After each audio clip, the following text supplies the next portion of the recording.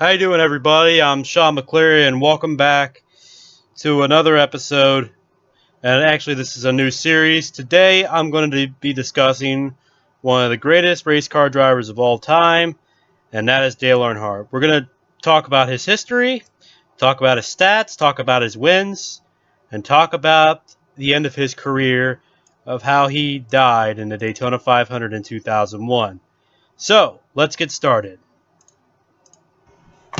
Earnhardt was born on April 29, 1951 to Martha Coleman and Ralph Earnhardt. Ralph was the best short track racer in North Carolina and won the Sportsman Championship in 1956. But he did not want Dale to become a race car driver, and he was angry when he dropped out of high school to do it. After that, he was a hard teacher on Dale, and Dale started racing at the age of 17 in 1968 on dirt tracks, building his own cars. Ralph died in September of 1973, and it took years for Dale to prove himself to his father. As you look at the picture below, that's a picture of himself when he was young. In 1968, Dale married his first wife, Latane Brown, and had one son, Kerry, born in 1970. But Dale was not winning races for months after his early success, and had to work at a poor-paying mill to support his family.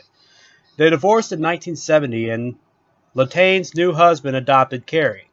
A year later, he married his second wife, Brenda G., who now has better success on the track and had two more children, Kelly Earnhardt and Dale Jr. Due to conflict with his constant racing, he and Brenda divorced.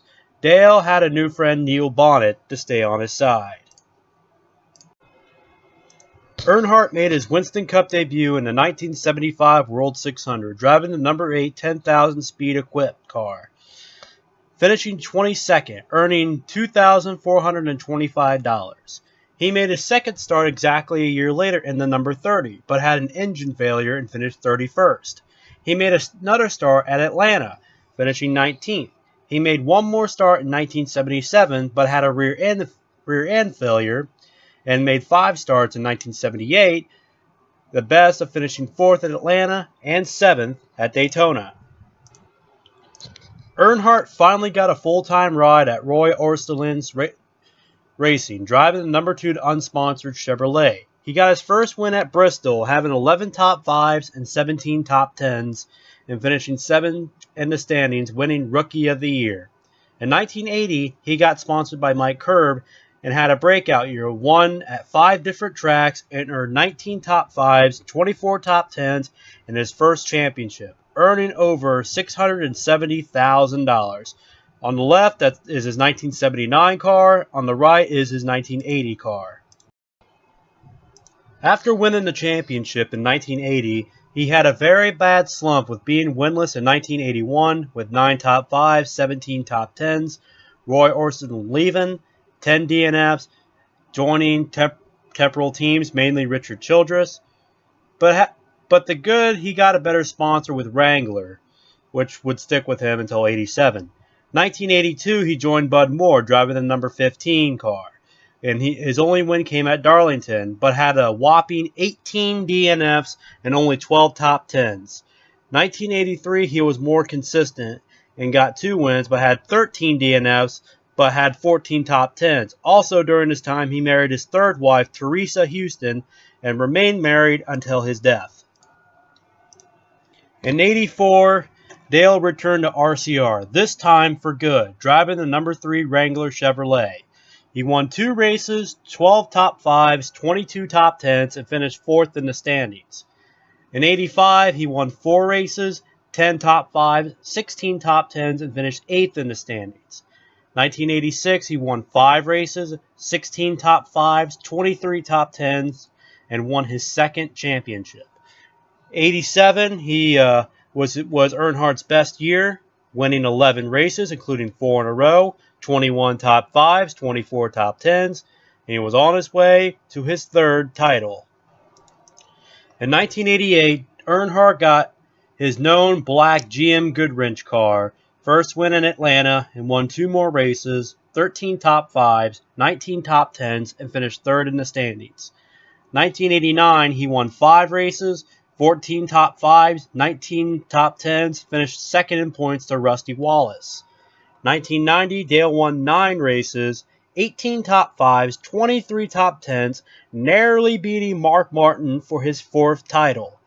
1995 was just as good with 4 wins, 14 top 5s, 21 top 10s, and his 5th championship.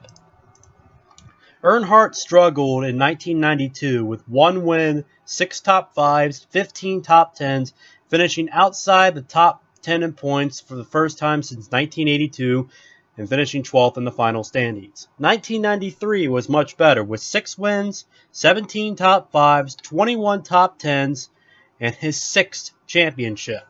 1994 was more consistent than 1993 with 4 wins, 20 top 5s, 25 top 10s, and won his official 7th and final championship. In 1995, Dale won 5 races, 19 top 5s, 23 top 10s, and finished second to young star Jeff Gordon. In 1996, Dale won 2 races early in the season but had a very bad wreck at Talladega, bruising his arms and chest, but had 13 top 5s, 17 top 10s, and finished 4th in points.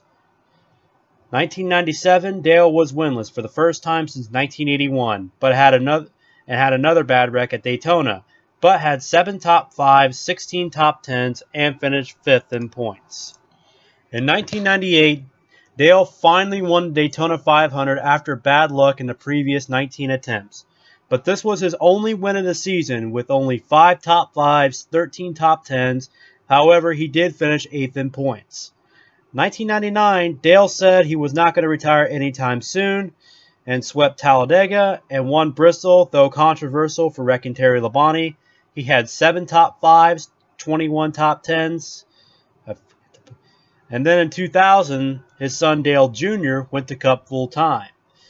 Dale won 2 races, 13 top 5s, 24 top 10s, and finished second in points to Bobby Labonte.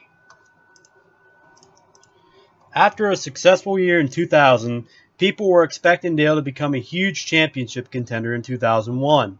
But in the final lap of the 2001 Daytona 500, Earnhardt made contact with Sterling Marlin, lost control, and went into Ken Schrader's path. Went into the wall head-on, breaking his ribs, had a basilar skull fracture, bruised leg, and a broken spinal cord due to broken seatbelt, open face helmet, and no Hans device. He died at the age of 49. Throughout his career, he made 676 starts, had 76 wins, 281 top 5s, 428 top 10s, 7 Winston Cups, 22 poles, and will I present to you the Intimidator, Dale Earnhardt. Thanks for watching, everybody. I'll see you next time.